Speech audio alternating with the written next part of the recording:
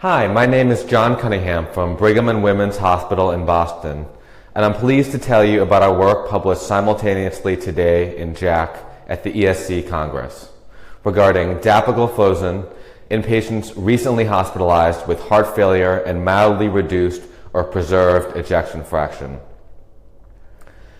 The SGLT2 inhibitor class has proven remarkably effective in patients with chronic heart failure, both with reduced in the DAPA-HF and EMPEROR-reduced study and preserved ejection fraction in EMPEROR-preserved and released today the DELIVER trial of dapagliflozin compared to placebo.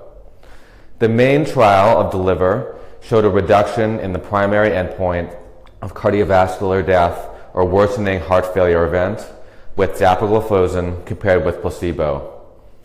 In this subgroup analysis, we looked at the roughly 10% of patients in the trial who had been recently hospitalized for heart failure within 30 days or were hospitalized for heart failure at the time of randomization.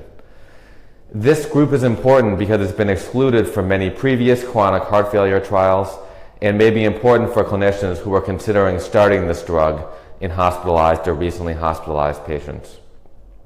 We found that this group of patients had consistent efficacy and safety of dapagliflozin. The reduction in the primary endpoint of cardiovascular death or worsening heart failure event was consistent between patients who were or were not recently hospitalized.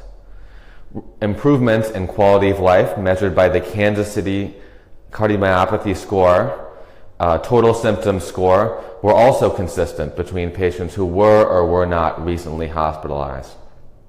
And finally, we focused on safety because many clinicians may worry that adding an SGLT2 inhibitor in patients who are hospitalized could put them at increased risk of volume depletion or acute kidney injury or other complications.